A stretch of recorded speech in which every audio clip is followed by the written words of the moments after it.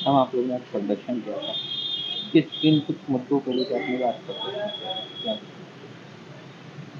देखिए, मैं doctor Chandrima Manu MBBS MD KGMC से हूँ और यहाँ पे लखनऊ महानगर में नगर कार्य समिति में हूँ। देखिए, ये जो यहाँ पे हमारी जो है महिला मोर्चा की अध्यक्षा माननीय सीता नेगी जी के नेतृत्व में हम लोगों ने ये नीतीश कुमार जी का पुतला जलाया है और साथ के साथ विरोध इसके जरिए अपना विरोध प्रदर्शन किया है। ये उसके बाद है जो नीतीश कुमार जी का जो बयान आया है, जो बयान दिया गया है महिलाओं के जो है उनके महिलाओं के प्रति इतना ज़्यादा उनका जो शर्मनाक बयान है, और वो भी पहले विधानसभा उसके बाद विधान परिषद, उनको एक से मन नहीं भरा। दोनों जो लोक भवन के जो लोकतंत्र के मंदिर हैं वहाँ पे नारियों का महिलाओं का इतना ज़्यादा जो है उनकी धज्जियाँ उड़ाई गई और ऐसे शर्मनाक वक्तव्य दिए गए, वो भी डेमोन्स्ट्रेट कर करके। और उसके बाद कहना क्या होता है, ये कहना ये होता है कि भाई ये तो सेक्स एजुकेशन है, सेक्स एजुकेशन है। पहली चीज़ तो ये है कि सबसे बड़ी बात ये है कि आप इसकी जो है सेक्स एजुकेशन आप पहले लीजिए। और दूसरी बात, अगर आपको बहुत ज़्यादा शौक है सेक्स एजुकेशन का, तो कोई जो है जो यूनानी गुप्त रोग विशेषज्ञ और इस टाइप के ये होते हैं, उस तरीके से फिर आप बिहार के आप मुख्यमंत्री हैं, आपको याद रखना होगा कि ये वक्तव्य कहाँ से आया है और ये कौन बोल रहा है। आप इस सत्ता के, आप इस लोकतंत्र के मंदिर के एक बहुत ही ऊंचे पद पे विराजमान हैं। उन्होंने माफी मांगी थी इसको लेकर कि अपने बयान को लेकर, इसको कैसे देखते हैं? देखिए, माफ़ी जो मांगी थी उन्होंने, उनका वक्तव्य ये था कि अगर किसी को बुरा लगा, अगर किसी को ये खराब लगा तो मैं क्षमा प्रार्थी हूँ, मैं शर्मसार फील करता हूँ, हैं। तो ये हम क्या समझे कि अगर किसी को बुरा लगा तो क्या महिलाओं को बुरा नहीं लगना चाहिए? धज्जियाँ उड़ाई जा रही हैं लोकतंत्र के मंदिर में उनकी, वहीं तमाम नारियाँ, हर वर्ग की, हर उम्र की नारियाँ बैठी हुई हैं और उनके सामने उनकी एक एक चीज़ों की धज्जियाँ उड़ाई जा रही हैं। उसके बाद कहा गया है कि क्या अगर आपको बुरा लगा तो क्या महिलाओं को इस बात पे अभी भी कोई संदेह है कि इस वक्तव्य पे और इस पूरे डेमोन्स्ट्रेशन पे महिलाओं को बुरा नहीं लगना चाहिए? अभी भी किसी टाइप की कोई शंका बची है? ये तब होता है जबकि महिलाओं में एक टाइप का उत्साह जागृत होता है। कब?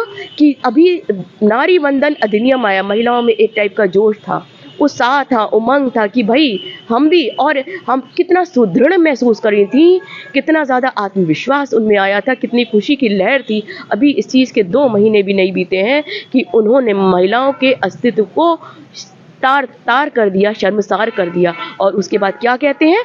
ये कहते ये हैं कि भाई अगर किसी को खराब लगा हो तो मैं उसके लिए क्षमा प्रार्थी हूँ। क्षमा प्रार्थी तो दूर की बात है, आपको उसी समय इस्तीफा दे देना चाहिए। और आप किस तरीके से वक्तव्य कह रहे थे, वो बिल्कुल वैसे ही, बिल्कुल वो सीन वो वही लग रहा था कि जैसे कि हम महाभारत की कथा में पढ़ते हैं कि द्रौपदी का चीर हरण करा गया और उसके बाद न दुर्योधन और दुशासन बल्कि उनके सहयोगी बैठ करके अट्टहास कर रहे थे।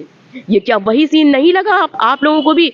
चाहे वो मीडिया, चाहे मैं हिंदुस्तान की न सिर्फ महिला बल्कि पुरुषों से भी पूछती हूँ, बल्कि ऑपोजिट विपक्षियों से भी पूछती हूँ, क्या आपको उसी सीन की नहीं याद आ गई थी? और ऊपर से इसके बाद भी विपक्षी लोगों का, विपक्षी पार्टी में से किसी भी, जो इंडिया अलायंस नाम की इन्होंने वो बना रखी है, अपनी एक जो है गठबंधन बना रखा है, उसमें से किसी एक का भी बयान नहीं आया कि नहीं आपने गलत किया है, ये शर्मसार किया है, ये नारी भावना, महिलाओं की भावनाओं को बिल्कुल तार करने का ये जो है वो करा। चलिए आप भी कह देते कि भाई हम जो है इस चीज़ के लिए, अपने मुख्यमंत्री के लिए, और ये तब जो कि अपने आप को ये पीएम पद का उम्मीदवार, मतलब ये जो इंडिया अलायंस है, एक पीएम पद के दावेदार के रूप में आप देख रहे हैं।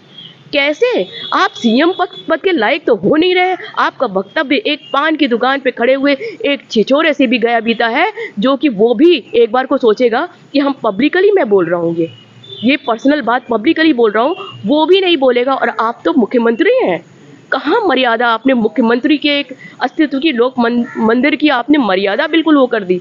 अब आप ये सोचिए कि नारी शक्ति एक ये दो तरफ दो पार्टी देखिए आप, एक तरफ आप इंडिया अलायंस देखिए और दूसरी तरफ भारतीय जनता पार्टी देखिए। क्या मुखिया से विचारधारा तय होती है? मुखिया कौन? हमारे प्रधानमंत्री माननीय नरेंद्र मोदी जी क्या सोच है?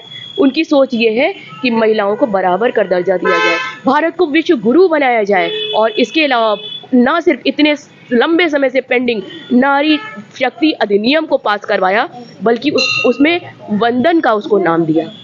और एक तरफ ये कि अलायंस जो कि बिल्कुल तार-तार किया जा रहा है। अब आप क्या अपेक्षित करते हैं इसके बाद भी हम महिलाएं क्या भाजपा के साथ ना रहें या माननीय प्रधानमंत्री जी के साथ ना रहें, और जिसमें अपने आप को सुरक्षित महसूस करते हैं उसमें उसका समर्थन ना दें, उनके समर्थन में ना खड़े हों? नहीं।